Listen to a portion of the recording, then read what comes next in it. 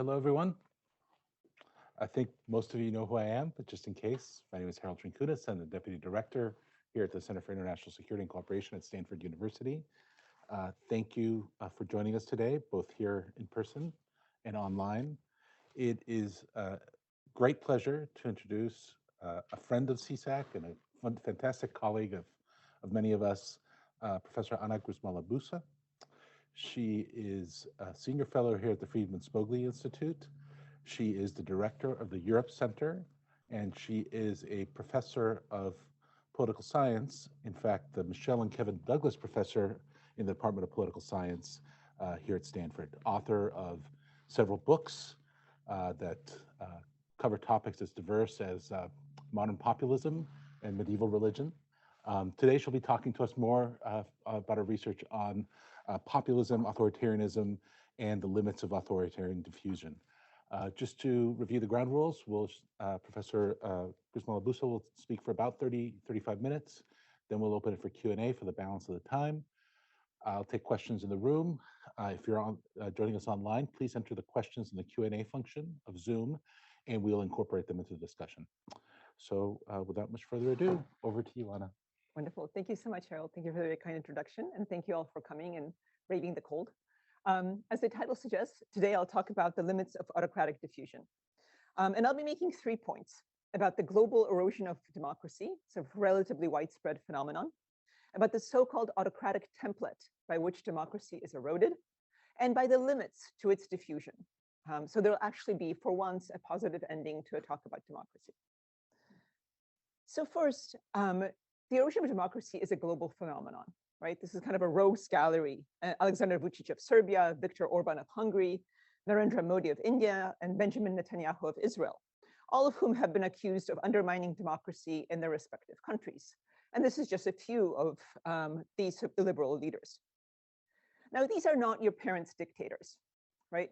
These are not sort of, violent regimes. There's relatively little coercion. There are elections.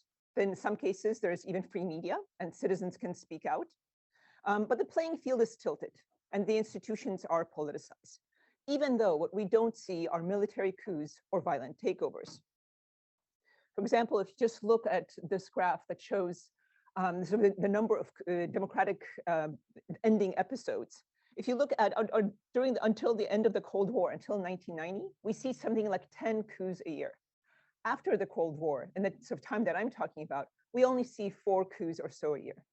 And instead, what we're much more likely to see are illiberal leaders who personalize politics, who traffic in victimhood and heroism, who accept violence, and who undermine democratic institutions.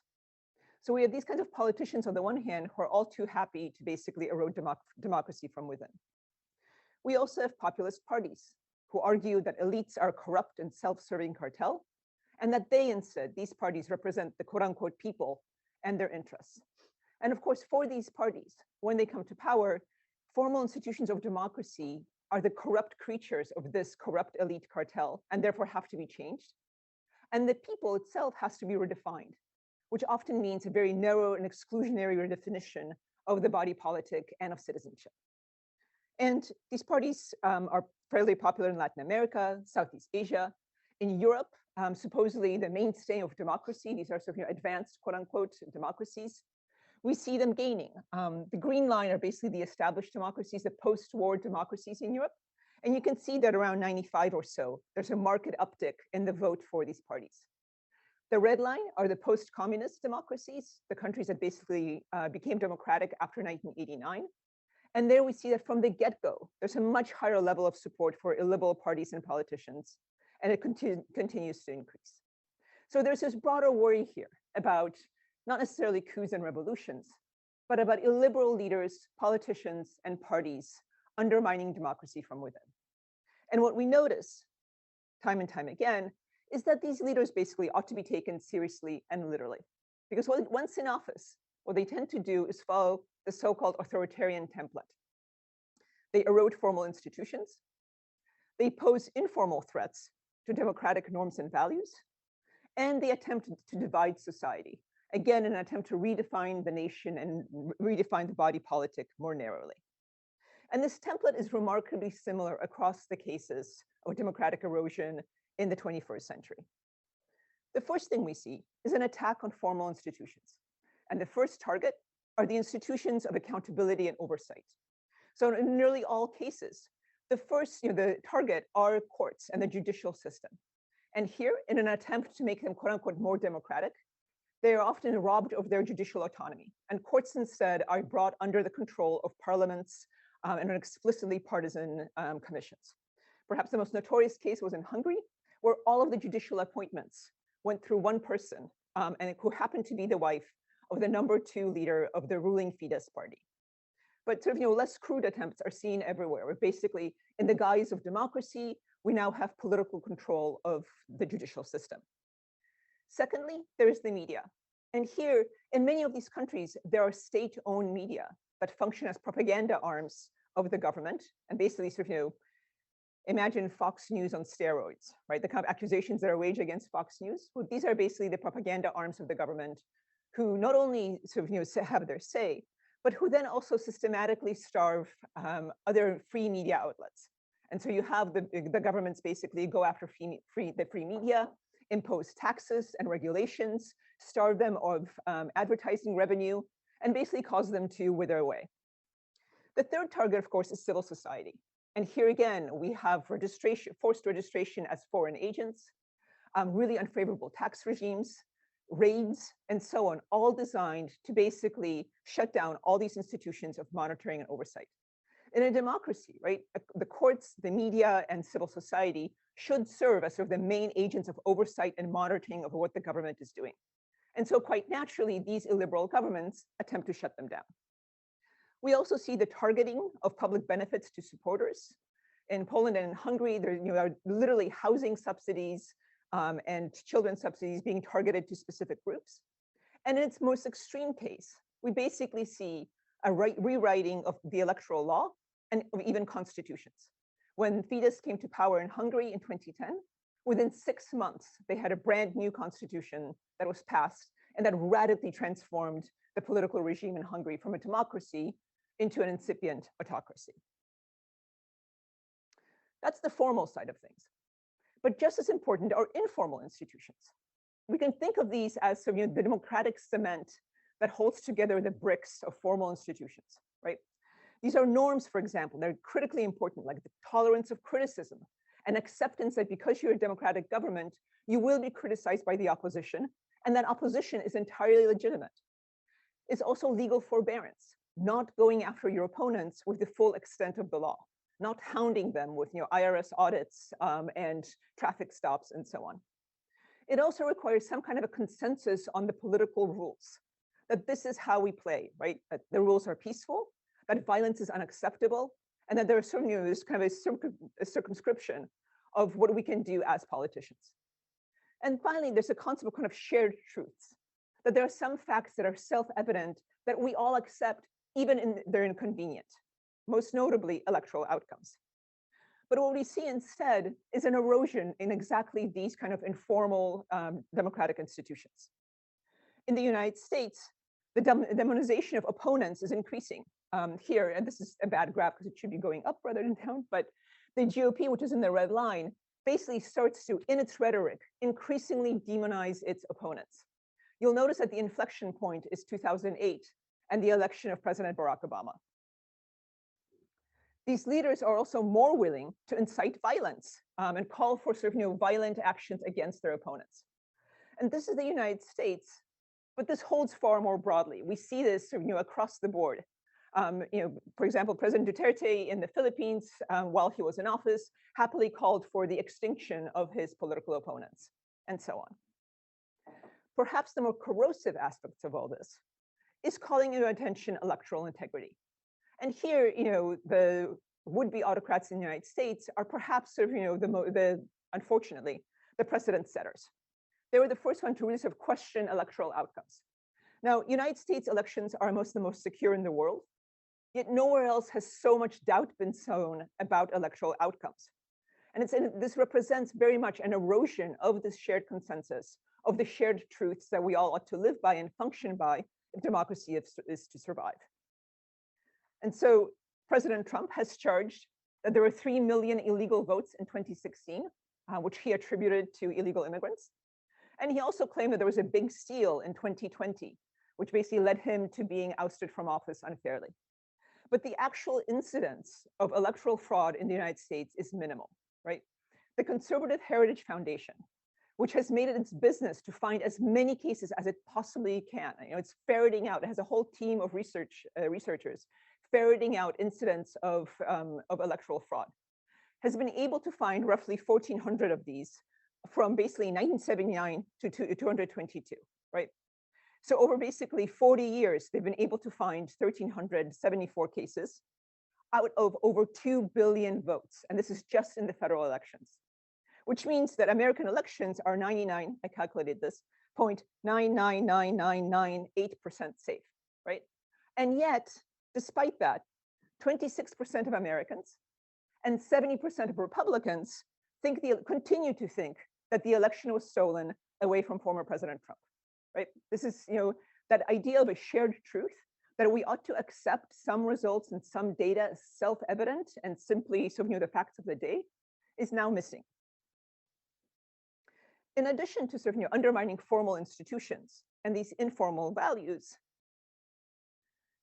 these autocrats also tend to divide society. These are the politics of identity that are being used to vilify opponents. They're used to divide society into good supporters and treasonous opponents, where only certain groups really belong in the body politic, where only certain groups deserve to be citizens. And this takes the form of, for example, LGBT-free zones in Poland, where local governments declared that there are that no gay people can possibly live or speak here. Calls to stop the Islamicization of Germany by supporting the AfD, right-wing populist party. Or in India, a new citizenship law that explicitly discriminates against applicants from Muslim countries.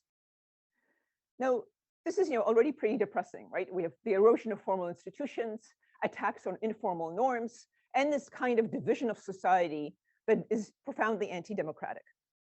And the worry here is that this autocratic template is being exported, that what we see is autocratic coordination, that basically these various groups are going to coordinate amongst themselves. We'll see that they'll basically emulate each other. And what this will amount to is as Anna Applebaum has called, an international illiberal. And this is, of course, exemplified, but not limited to our friend Vladimir Putin. Now, Putin himself is profoundly anti-democratic. He's anti-European, as Mike and others have repeatedly argued. He wants to destabilize the democracies of Europe and the United States. And he continues to think in the terms of the near abroad and spheres of influence. This is a leader who views Europe, for example, these democracies in Europe, with both avarice and disdain. This is a map from a few years ago, but you'll notice that he already sees Ukraine being denounced as the Eurofascists. And poor Moldova is insulation, which isn't all that great. But the upshot is, this is a kind of combination of disdain and avarice that is prevalent in his thinking about democracies. And so not surprisingly, he has launched multiple efforts to destabilize democracies, both established and newer. There are the propaganda efforts of Russia Today, of Sputnik, of all kinds of bots on Twitter, and of all kinds of supportive accounts on Facebook. There have been multiple uses and abuses of cybersecurity, with infrastructure attacks, hacking, armies of bots being launched, denial of service attacks, and so on. There's the financing of allies of extreme right-wing and populist parties in places like France, Italy, and Germany, and even of partisan agreements signed with parties in government, like the Freedom Party in Austria or the Lega in Italy, where Putin basically, in documents have shown that that government has signed documents that basically amount to non-aggression pacts with the governing parties in these countries. And there's planned meetings to coordinate all these efforts internationally. So as an example, Marine Le Pen received a €9 million loan from Vladimir Putin that was never going to be repaid, and everybody knew it. And 9 million may not seem so much in the American media market, but this represents a huge investment in French politics, right? And so, this is the kind of coordination that was taking place. This photo was until very recently featured in the official documents of the Front National. it disappeared after the invasion of Ukraine. Surprise, surprise. Here she is with Geert Wilders, the leader of the Dutch Party of Freedom, who apparently really likes to take selfies, because here he is with Matteo Salvini of Italy, Harald Wilimski of the Austrian Freedom Party, Le Pen, and others. Salvini himself, who's one of the leaders of the Lega Party in Italy, was pretty forthright about his connections with Vladimir Putin. Here he is wearing a T-shirt with Vladimir Putin's name on it in the European Parliament. And Putin, of course, has also made multiple overtures that were reciprocated to Viktor Orbán in Hungary. There are, of course, also US connections. Steve Bannon attempted to launch the Movement, which was going to serve as a center for research, polling, and strategic coordination. And this was an attempt to unite the populist right together in Europe and basically sort of push forth their greater electoral victory. Most recently, we have Viktor Orbán hosting the Conservative Political Action Conference in Budapest in May. And then he visited CPAC himself in Texas in August. Not surprisingly, leading some analysts to conclude that the American right is taking its cues from Orbán himself. And it's clear that this group of illiberal leaders has some very similar goals, right? The goal fundamentally is what's known as an illiberal democracy, where elections take place, but the outcomes are foretold. Orbán himself is explicit. These are elections without rights, right? And the thing about liberal democracy is that one of its fundamental pillars is, on the one hand, majority rules. On the other hand, explicit rights for the minority, whether it's the opposition or whether it's demographic minorities, ethnic ones, and so on. He wants basically this in democracy to have elections, but also guarantees of incumbency for himself and other leaders like that. These leaders also share sort of a common commitment to making these informal threats to democratic norms. They basically very rarely tolerate the opposition, and they keep portraying it as sort of this traitorous source of discontent in otherwise peaceful and harmonious countries.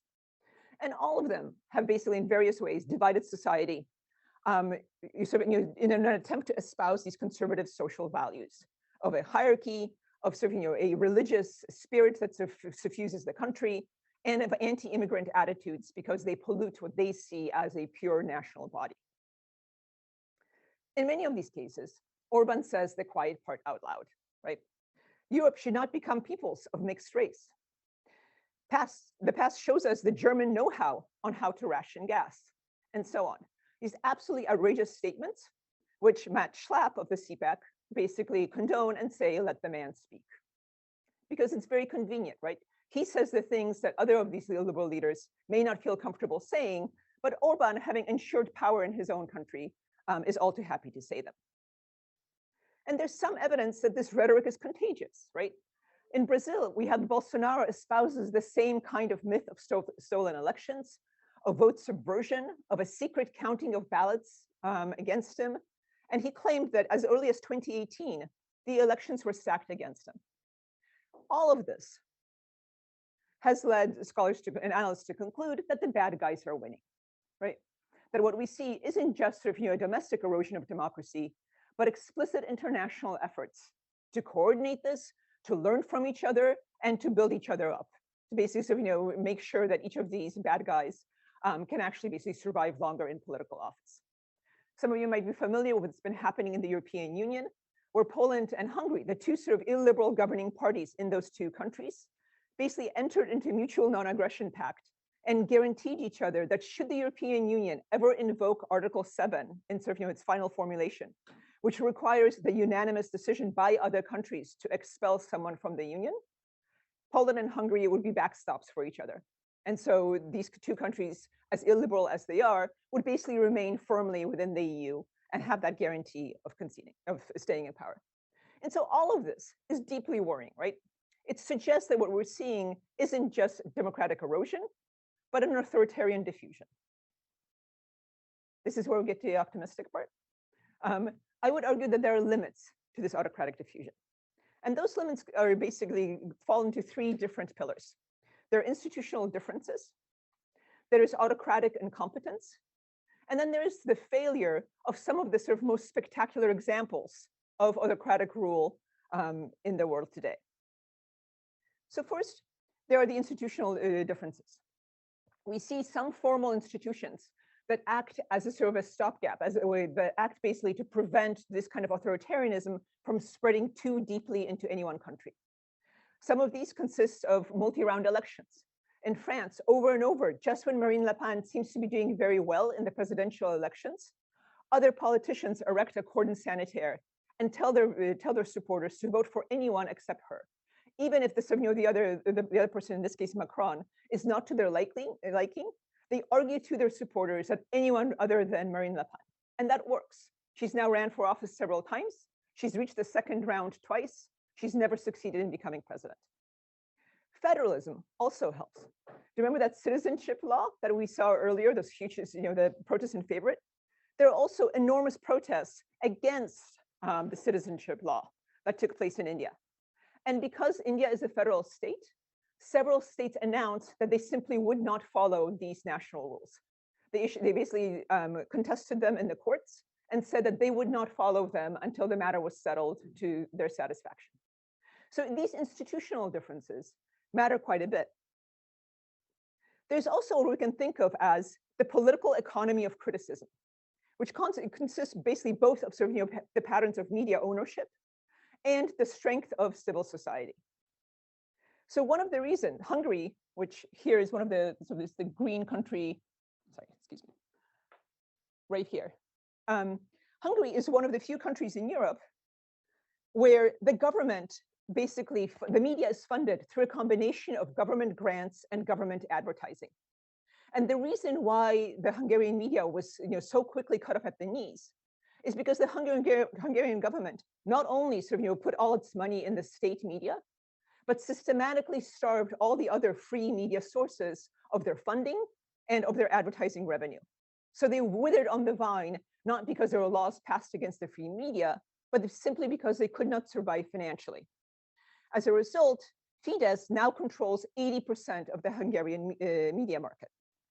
In other countries, where there's a very different sort of sets of regimes of funding the media, despite sort of identical, so there are sort of identical free media laws, but the funding is very different. And in those countries where media rely on advertising from private subscribers or private firms, or on subscriptions, the media is doing fine. So in Poland, in contrast to Hungary, despite very similar efforts by the government, you simply don't have this kind of shrinking of the media market, and very healthy independent media survive.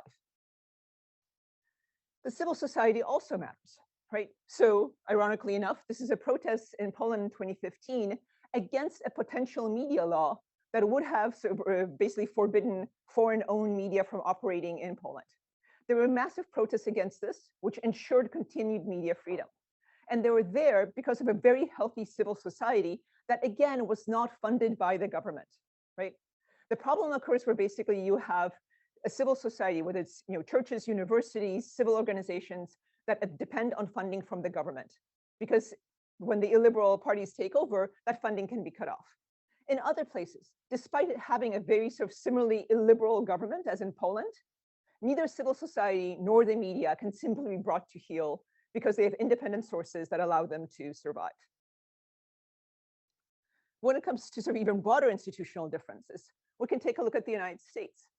And here, federalism means that on one hand, states can sort of function as laboratories of autocracy. We have all kinds of restrictions that are being put into place in various states, but they can also serve as laboratories of democracy. And the fact that state governments have so much discretion over how elections are run, over what's taught in their schools, and so on, means that in the United States, we're very unlikely to see a uniform takeover by an illiberal government. We're much more likely to see what we see in India, which is a patchwork. And some analysts would argue that's what we're seeing right now. Secondly, the United States has the presidential system and its separation of powers. Part of the reason why it was so easy to take over power in several of these countries is because there were unitary parliamentary governments, where there's no separation between the executive and the legislative, and the governing party serves as both. And that's not the case in the United States. And there's also institutional inertia. To change the US Constitution, you require 2/3 of both houses or a call of convention, 2/3 of the state legislatures ratified by 3/4 of the state legislatures. Yes, I had to look this up because I certainly couldn't remember it from my civics class because it is so complicated, right? In Hungary, all it took was a constitutional supermajority. All it took was 2/3 of the parliamentary votes, and the constitution was changed in ways that permanently entrenched the party in power. So these kind of institutional differences basically erect a series of roadblocks against this authoritarian diffusion and against the anti-democratic erosion of regimes.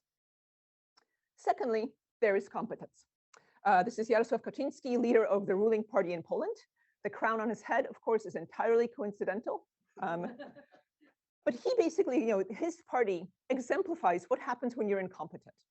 Because his party, basically, his governing party, has all the same commitments that Fidesz does in Hungary. They very much want a totally illiberal society. They simply don't have the competence. So Fidesz is basically a bunch of extremely well-trained lawyers that instantly formulated all the enabling laws, looked up all the loopholes, closed them off, and were able to basically transform Hungary into an autocracy in some very precise ways. In Poland, these similarly committed autocrats are totally incompetent and are unable to execute on these goals. So they sent different versions of the same bill to the Senate and to the lower house. They couldn't agree on the content or the interpretation of their strategy, both as in the formal bills and in their own discussions. And they even couldn't control their own president, who proceeded to accidentally veto some of the most desired provisions that the party wanted when it came to the courts. You can't buy that, right? I mean, that's just, it's that kind of basic level of incompetence makes it very hard to actually become a true autocrat. There's also a question here, by the way, of coalition versus single party governments. It's much easier to do this if you are governing as a single party, as Fidesz did. It's much harder when you have to contend with pesky coalition partners who might have very different ideas about how to govern. Brazil is another example, right? On January 8th, we saw what was described as a copycat insurrection, a coordinated effort to storm the parliament. Jair Bolsonaro himself was in Florida. He claims no responsibility for this, but this was clearly a well-coordinated effort among governors, security forces, and civil society representatives to basically call into question the results of the election. The only problem is they couldn't get their act together quickly enough. And they did this after the government was installed, not before, right? In the United States, this was done before the new government was installed. This was done after. And the first thing that Lula did was to basically issue an incredibly decisive response, firing hundreds of officials, of governors, security officials, and so on, and immediately arresting hundreds of people responsible for this insurrection within days as opposed to months, right? So that's an example of how you can have basically a very sort of competent response in an attempt to sort of a ham-handed attempt to foment an insurrection. And finally, the final sort of barrier against this autocratic diffusion are autocratic failures. And here, Frank Fukuyama and Larry Diamond have written on this. The two stellar examples are China and Russia. These are sort of, the two autocratic regimes that had often been held up as an example of just what you can accomplish without democracy, of just how decisively you can move, how much you can enjoy economic growth, and you can enjoy all the sort of benefits without sort of, that pesky opposition and the worry about elections. But China's COVID policy showed that government to basically have feet of clay. And after sort of, years of falling economic growth, China basically had to concede and has now opened up the country with no justification and with millions of people now getting sick from COVID. And that definitely sort of, undermines this image of autocratic competence. For its part, when it comes to Russia and its invasion of Ukraine, it in many ways had the exact opposite of the effect intended. NATO was strengthened, the West united. We have the German foreign policy turnaround in rhetoric, if not in action, since Scholz continues to be extremely reluctant to actually follow through on his commitments. And a new wariness on both the left and the right of the intentions and the examples set by China and Russia. The invasion led to a particularly spirited response across Europe and a reassertion of sort of democratic national values in contrast to Russia, who has to be explained what is and what is not within its national boundaries. Most notably, if you look at the favorability sort of indicators towards Russia among right-wing populists, right? The very people who are funded by and benefited from Russian support, they all go down. In all these countries, right-wing populists go from a favorable image of Russia and wanting to collaborate and cooperate with it to a much, much less favorable after the invasion of Ukraine. Our good friend Matteo Salvini, he who wore the t-shirt, also gets his comeuppance. He comes to the border in Poland, the border of Poland and Ukraine in March, along with Italian NGOs to offer help to Ukrainian refugees. And a local mayor thanks the Italian NGOs for their help, and then with the cameras running, turns to Salvini, picks up the same t-shirt with Putin on it that Salvini wore earlier, and tells him, now I want you to put on this t-shirt and go to the refugee center and explain how your great friendship with Russia has worked out for them. So, a mic drop moment for small town mayors. Now, what all of this adds up to is that I think it is the case that democratic norms are threatened, even more so than democratic formal institutions. But I think there are these inherent limits to authoritarian emulation and diffusion. Institutions, autocratic incompetence, and the failures of China and Russia all basically make it more difficult in the future for this autocratic template to travel and to be adopted in different countries. Instead, I would argue that the call is coming from inside the house. We're much more likely to see homegrown domestic threats to our democracy than some kind of an international diffusion or international importation, at least for the foreseeable future. Thank you.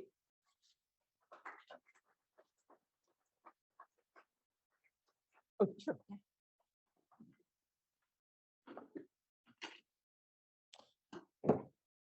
Well, thank you very much for that excellent talk. I'm looking forward to the Q&A period. Oh, no.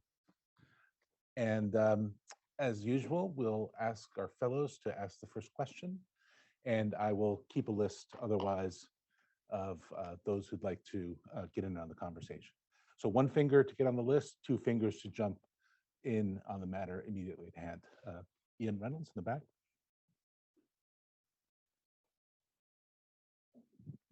Hi, Ian Reynolds, pre-doc fellow here at CSAC and also the Institute for Human-Centered AI. We talk about diffusion, or you talked a lot about diffusion in your talk, and I'm just wondering if you see any prospects or risk of competence diffusion. You know, are there any coordinated efforts to kind of build that capacity within parties or within these illiberal movements? Thanks. Right. So the single most organized effort was Steve Bannon's. For him, the movement, which is something he set up in 2019, was going to basically function as exactly that, sort of, a hub of autocratic excellence, where he would basically share research, share strategies, coordinate, provide data, polling, and so on. And it's really come to naught, largely because, within each country, what appeals to your sort of would-be autocratic constituency is highly sort of, specific. And it's very hard to coordinate these efforts. Even coordinating strategies sort of, runs into the teeth of these different institutions and different capacities. So what happens instead is basically, homegrown leaders have their own ideas, their own sort of experiences, their own strategies, and it's much harder to do this kind of direct coordination strategically than Bannon thought. What used to happen but isn't happening anymore is massive sort of funding flows, right? So Putin would basically fund all these parties to the tune of millions of dollars and provide supports through various cyber efforts and so on. And since the invasion of Ukraine, that's also stopped. I mean, that well has run dry. I think I have Rose Gottemuller next to the list.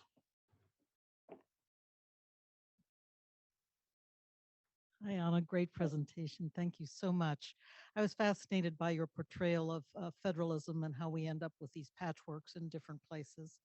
And you recounted that quite well in the case of India and also in the United States.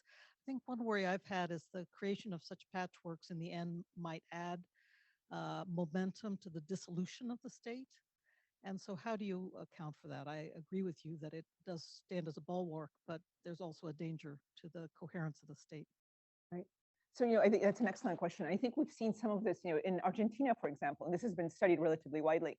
We had these subnational authoritarian enclaves for decades, and they survived without and that's another federal state, right? And they survived without undermining the overall coherence of the state.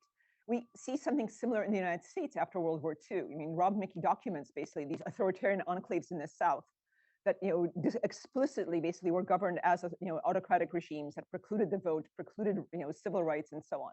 And they too survived. And in both cases, what made it possible for states to sort of retain their coherence were the partisan ties, right? And so, in the United States, there were Northern Democrats and Southern Democrats, but they were all in the same party, and they had to negotiate to some extent. And the same thing happens with the Peronistas in Argentina. And so I think so long as we see sort of institutions that wind up connecting across the states, whether it's political parties, taxation regimes, or something else, then the state can survive. I think I'd be much more worried if we see sort of regional parties arising, a refusal to pay taxes, a refusal to honor each other's laws, and so on. That's the scary part. So I'm going to take the moderator's privilege to get on the list, and then I think I see Or Rabinowitz's. Okay, yes, we're getting some more questions. Anna, I wonder if you consider the role of the military in the process you're describing, especially since most of the cases you offered were ones where the military is subordinate to elected authorities. But of course, the military is the most powerful, of course, branch of the state, and whether you have any thoughts on sort of their role in this process. So it's interesting, as the first graph that I showed indicated, the number of coups falls off precipitously after 1990. And that, of course, includes military coups.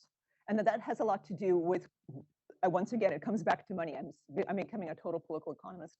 But it comes back to the funding regimes, right? It was very much the case that prior to the fall of the wall, you saw both the United States and the Soviet Union funding each other's military, so funding the proxy government, their allied proxies, including the military, oftentimes basically bypassing governments themselves. And that gave the military an enormous additional resource base and resource power. After the end of the Cold War, militaries willy-nilly become more subordinated to domestic regimes simply because they don't have this independent source of financing. So we don't see the military getting involved in this kind of gradual erosion of democracy. If anything, they sometimes act as a bulwark against it. I'm reminded of the Joint Chiefs of Staff in the United States, who basically made it clear that there are some things they will not stand for, right? So I think the role of the military is much more attenuated from what it would have been prior to 1990. At least I really hope it is. Great. Have Or Rabinowitz next. Thank you so much, Anna. I think you should do the talk with a side of Prozac for those who need it. Saying this as an Israel Studies fellow. I didn't understand, or maybe my brain refuses to understand, the quote, German know-how on how to use gas. Is it as bad as I'm? Yes. Okay. And so lessons learned, are there any about how to rebuff these efforts? I understand from what you say and from what I know that Hungary is probably the worst case scenario for the success of these illiberal steps. And unfortunately, there is very close collaboration between the two you-know-whos, those we should not mention by name. Is there anything we can learn from how to rebuff it, or how to, what worked in Hungary, if any, or in other cases? You mentioned federalism, but not all the states are federalist, etc. Is there anything you can point to that we should be aware of? I think the three things that work are working on the subnational level of government. So, retain the mayoralties, win the governments of small villages, retain basically some kind of an institutional hold on local governance, even if you lose the national level. The second thing is to self-organize. I think civil society still matters enormously. It's very different. It's very difficult to claim that you're doing something in the name of the people in the teeth of a multi-million person protest. So preserving, and the civil society doesn't have to be political, right? It can be, just making sure that there's a separate sphere from the autocratic government, whether it's, choir societies or scout leagues or, whatever, so long as it's being kept as separate as possible from the national government. And the third, and I think this is probably the toughest one, is for the opposition to coordinate, right? So in Poland and Ireland, what we're seeing is that were the opposition to coordinate, they would easily win the upcoming elections. They're unable to do so. The government fully knows, and it's playing some divide and conquer tactics. And the problem is that in the Hungarian scenario, eventually the government becomes so powerful and is able to deliver so many goodies that the opposition, even if it were to unite, as it did in the last elections, is basically, destined to lose. So you want to do that before you get there. But those are the three things that I can think of that have worked. I think we had a question over here, and then we'll go over here, and then we have Luis in the back, and then over here. Yes. Hi, I'm Carrie Park. I'm a postdoctoral fellow at APARC, Asia Pacific Research Center above. And I think we ended a presentation on a more optimistic note, talking about like, given the federal system and institutional difference, like US is relatively secure from the division. But in a way, I guess at the front part of your presentation, you also talked about some more informal institutions and features. And I think I wanted to get your thoughts more on that. Like, how do you see like the state of like political intolerance within the United States, and how could affect the spread of illiberal democracy within the United States? And also, I felt like some of the indicators you showed, that graph, that was really interesting, like how much a leader is willing to actually use violence against another opponent. That can be on one indicator of political intolerance. But as you move forward with your research, what are some of the things that you have in mind to kind of explore political intolerance in the United States or elsewhere? Yeah. So I think to the first question, I think you're absolutely right. The formal institutions are a bulwark against this kind of spread of autocracy, but there's very little in the way of informal norms that offers sort of, similar kinds of reassurance these days, right? And I worry much more about the informal institutions than I do about the formal ones, because even after 4 years of more or less systematic and certainly sustained assault by the Trump administration, the formal institutions held. But the Overton window, right? The window of what we consider to be acceptable political rhetoric and acceptable political statements and strategies has radically shifted. So now it's not just Trump, right? It's Kerry Lake and others calling their elections to have been faked because she didn't win them, and that's become accepted. And that's what worries me much more. And there's very little in the way of sort of normative bulwarks against that kind of really corrosive erosion of informal norms. It's I think social media is a perfect example, right? We all run to the latest mess where somebody calls somebody a horrible name and the other person responds, much more than we do towards a reassurance that we are all in the same political community and we all have equal rights. And I think these leaders exploit that. And that's what I really worry about, so, the undermining of the informal norms, much more than the formal institutions, especially in the United States. As for indicators for future research, so I'm coming up with all kinds of indicators of this sort of informal undermining, right? And sort of labeling your opponents traitors, dividing society, undermining the consensus on what constitutes outcomes and rules of the game, and so on. But it's hard to capture because a lot of this is done quite explicitly in dog whistles. Orbán says the quiet part out loud, but most of the other leaders say this in a very subtle way, so they retain basically plausible deniability, and they can say, oh, I didn't mean that. But that's sort of the next stage. Great, and I think we have a question here on my right, the room's left. I'm Todd Stewart, a retired Foreign Service officer. I was quite interested in your graphs showing the fall off and enthusiasm for Russia among conservative parties in a variety of countries. I'd be curious to know if you have similar statistics for Hungary. And in particular, given the almost total drop-off of enthusiasm in Poland. The other thing I'm curious about is whether the invasion in Ukraine has caused a fissure between the Poles and the Hungarians. So definitely yes on the latter question. The Polish government, for all of its shortcomings, remains committed to Ukraine's survival and has accepted something like 4 million Ukrainian refugees in the country, and has not for once attempted to sort of stoke xenophobia or anti-immigrant sentiment. So they have adopted a very different attitude than the Hungarian government, and there's very much a drove a wedge between the two of them. Meanwhile, in Hungary, it'd be I too would be interested to see what the levels of drop-off are, right? But Orbán won the elections in April by promising that after the invasion he would basically deliver peace and cheap oil, and that was a message that a lot of people bought. Again, accounting for the fact that these are no longer free elections, there was still sort of a lot of support that he got by basically claiming those two things. Let's go to Luis Rodriguez.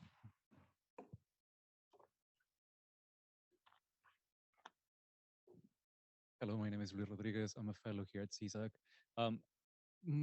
My question is, does the diffusion of authoritarian competence need to happen through institutional and formal means? And let me explain where my question is coming from. You began the talk with this very interesting quote of like, these are not our parents' dictators. I'm from Mexico. These are our parents' dictators. Like Mexican political scientists even came up with the term dicta blanda to describe this specific kind of things, like soft dictatorship, with this specifically this kind of characteristics.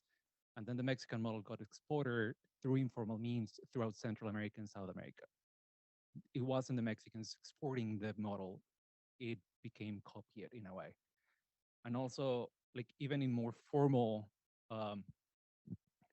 military dictatorships, you also had this informal diffusion of practices. Francesca Lessa in the Condor Trials traces how the transnational repression became a practice of the dictatorships exported without institutional formal means of sharing these kind of practices. So I'm more afraid of those informal means to share practices and illiberal norms in a way than the more institutional means that we can see and track. I think you're absolutely right. I mean, what I'm trying to argue here is that even if you're trying to copy informally those practices, the sort of the soft dictatorship practice and the ways in which those regimes stayed in power, you might still be sort of constrained by the formal institutions, by your own competence, and by the sort of spectacular failure of some of the more recent examples. That sort of limits the appeal of the importation or the copying of those informal ways of doing things. But I entirely agree with you. There are plenty of people who would like to copy whatever works, right? And the dicta blandas worked, and so there was a lot of importation of that. I just think that these days there are sort of some constraints in the cases that I'm looking at on the ability of would-be autocrats to import them quite so easily. I also totally share your worry about informal norms. That's where unfortunately where the game is these days. We have a question up front here.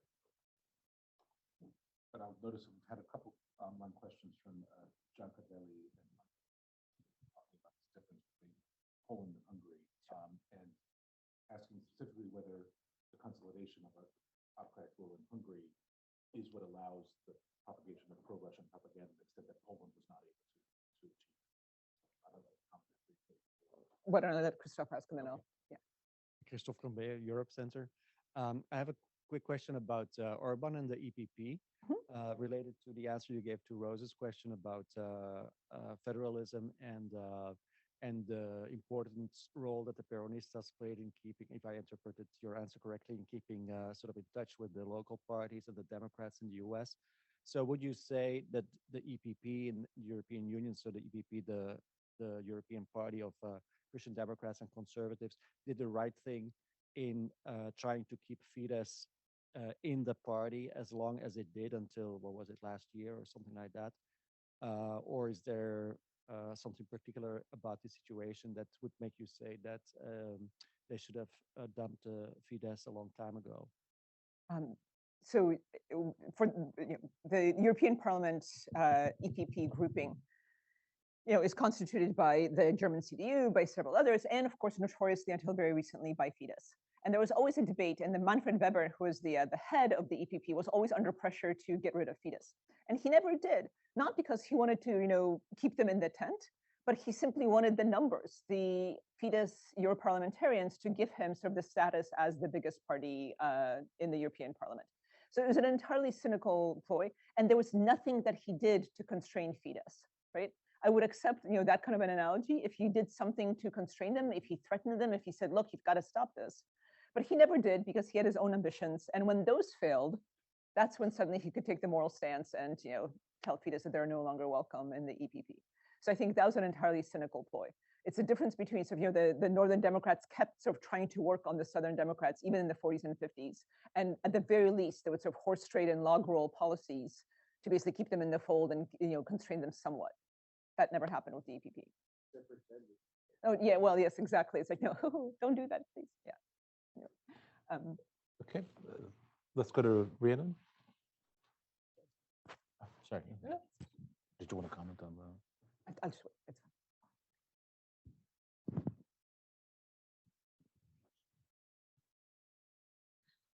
Thank you so much for your presentation. I learned a lot, and it's in some ways quite quite a relief to hear a lot of what you've been saying. Yeah, I feel a little better. One of the things that I just wanted to hear a little bit more on is talking about the incompetence of the leaders, and I understand that you mean that in a way of they actually can't just bring themselves to achieve particular things. But I think a lot of the time they can still cause just a lot of chaos precisely because they are really incompetent in what they're trying to achieve. And that can sow a lot of division within particular societies and inspire others to maybe try who are more competent to try and pick up that pattern. And then the flip side of it is once they are actually in power, there seems to be a pretty dominant refusal on the part of the audiences to see them in any way as incompetent. You know, that's like blaming everybody else for every single thing that could possibly go wrong. And so in a way, it's almost like this doesn't factor into those who support them at all. But I just wanted to hear a bit more of your thoughts on that. Thank you. So, I agree that, even in, as anybody who's ever parented a toddler will tell you, incompetence doesn't preclude chaos. Right? So it's very much the case that they can do a lot of damage. But I think incompetent leaders can't necessarily sort of seal the deal and actually get through what they really seek, which is a permanent hold on power. That's, I think, so they're stymied by their own incompetence. In fact, Benjamin Wittes had this fantastic description of the Trump regime, which was, it is malignance tempered by incompetence. And so the incompetence basically acts as sort of, a constraint on these designs. When it comes to their voters, this is the great non-falsifiability of populist leaders or illiberal leaders. No matter what they do, it's the fault of something, some other force, it's the globalists, it's the QAnon conspiracy, it's, Soros, it's anything except themselves. And I think for their own psychic comfort, their followers accept that, right?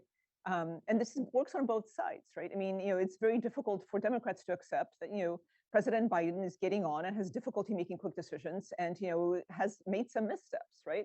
So I think, that's something that most political adherents sort of suffer from, no matter what their stripe. It's just that, illiberal leaders tend to ascribe whatever their mistakes are to particularly noxious forces that can't be identified. Okay, we have one question immediately across the table, and then we have Scott Sagan. Thank you very much for your talk. My name is Caden. I'm an undergrad here. And I had a question. You talked a lot about what on the domestic side, kind of civil society and how the structure of government can kind of preclude the diffusion of these autocratic regimes. But I was curious on the international side, both states and intergovernmental organizations, what they can do to kind of stem the tide. Because I think you mentioned kind of a bulwark, but like more specifically, what's the responsibility of states? Right. So, it's interesting. There's some lessons to be drawn from democracy promotion after the fall of the Berlin Wall, where you basically had, USAID and the National Democratic Institute and, the Republican counterpart, all basically helping to found political parties and to fund civil society and to help people organize and so on, in the hopes of fostering democracy. And I think, on one hand, those can be really useful efforts if they're really done in coordination with local actors. On the other hand, the problem here is that this is incredibly useful fodder for these illiberal leaders who can then point to any such efforts and say, look, these are foreign agents.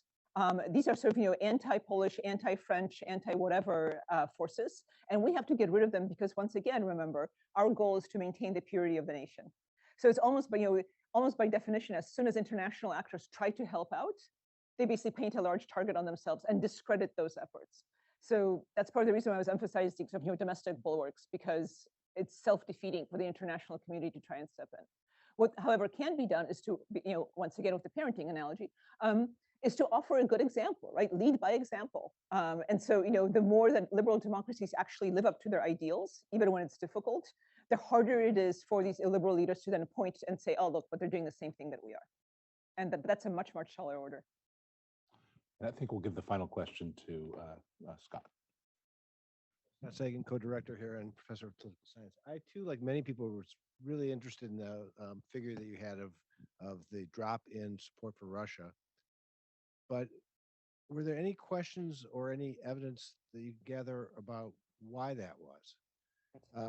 I would think the timing of this would be a difference. If in the beginning it looks like Russia's winning, may not have dropped as much. So it could be a rally around the autocrat phenomenon, like a rally around the flag phenomenon. And then it declines when Russia shows themselves to be incompetent. at doing this. Is there any data on that or on views about Putin's stated objectives, which some of which would fit the stated objectives in terms of changing this regime? So two things. One is that most of the starting points are before the invasion, right? So it's not sort of immediately. Some of them are 2020, some of them are 2019, depending on when the poll was conducted. The ending point, I think, is May. So it's after the invasion, after it was clear that it was going badly. And I think you're absolutely right. It's, I have not dug deep enough into that data to see exactly what the reason was. I think in some ways it's, fundamentally it's disgust, right? And that disgust is both with what happened to Ukraine and sort of, with Putin's willingness to follow through on it. And I don't think, this is not, I don't think this is just cynical. This is about sort of, the money stopped flowing, so we're going to no longer support him. It's a disgust not just with the invasion of Ukraine, but the fact that this was, conducted so violently. And all these sort of, right-wing populists are perfectly comfortable with the erosion of democracy. They're not so comfortable with genocide and, bombing civilians and with sort of, the clear crimes of war that Russia has engaged with. So I think that's what we're really capturing here. Yeah, it would be great to get the data. Absolutely, yeah. That's right. It may very well. That's right. That's right. Fantastic. Thank you so much for joining us today, Anna. And please join me in thanking Professor Grzymala-Busse for her time.